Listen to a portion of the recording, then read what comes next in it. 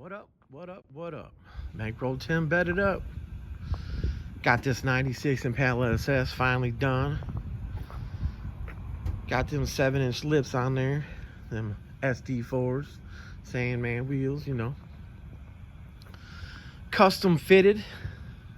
Got that 9-inch motor rear end in it. So on this car, guys, they originally ordered the rear end 3 inches narrower on each side. I know before I thought it was like 2 inches, but it ended up being 3 inches. Well, the studs ended up being too short, so I had to swap the studs out for some 3-inch studs. They ordered press in. I prefer screw in.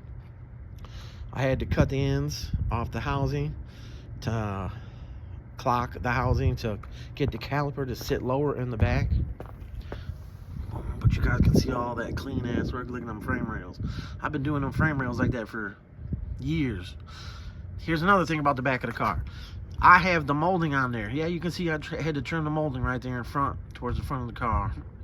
But the molding's on there. If you look at most of the cars that are out there with a 6 on it, on the Impala SS, they get rid of the back molding. Only one car I have had to do to get rid of the back molding. It was a white Chevy Caprice bubble, and it had 28s on it. So there you go. Wasn't no narrow or anything like that. Took it for a test drive last night, me and Big Lou. You know, we some big boys, so we was in it, rolling. It drives straight down the road. It rides smooth as shit. No scrubbing, no rubbing. This wheel looks like it's farther forward, but if you look at the gaps on the back of the tire, both the gaps are the same.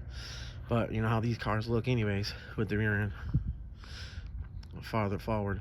I can't really move the rear end back anymore because the drive shaft that's currently in it is too short for the 9-inch setup.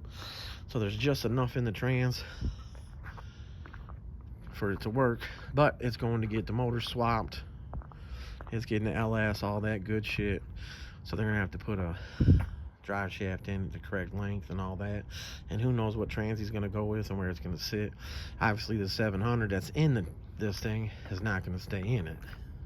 Ain't no 700 holding up to the power of an LS motor.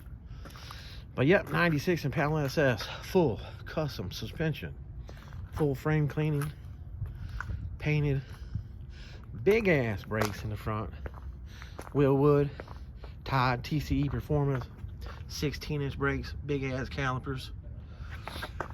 Got some QA1 uppers, QA1 lowers, all the new steering components. It's a beautiful car. Inside is totally redone. You see the name.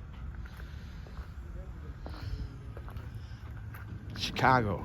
Chicago, Chicago. But yeah. So basically, to put a 7-inch lip in this wheel, I'm gonna say with this wheel, 7-inch lip on this car. Well, yeah, that side looks the same. But you can see. Anyways, 2.5 inches of narrow from stock.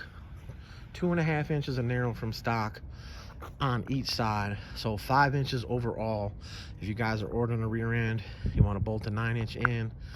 This one, of course, was all fabbed up in there, the boxes and all that. But if you want to get one that just bolts in to bolt the 7-inch lip right on it, 2.5 inches on both sides is perfect.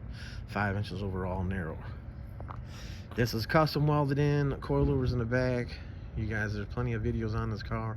Plenty of videos on this car.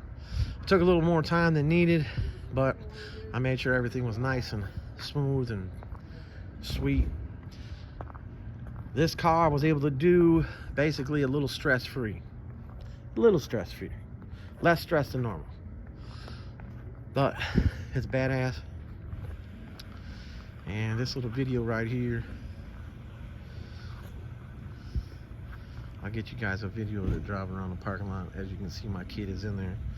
But I'm gonna give myself a couple minutes because I'm sniffling a little bit because it's cold as shit out here. And my fingertips, here, my fingertips, dirty ass nasty fingers, they pretty damn cold. But all right, y'all, here's this little video. And I'll be up with another one next. Appreciate y'all. Bankroll Tim, bet it up. I'm out.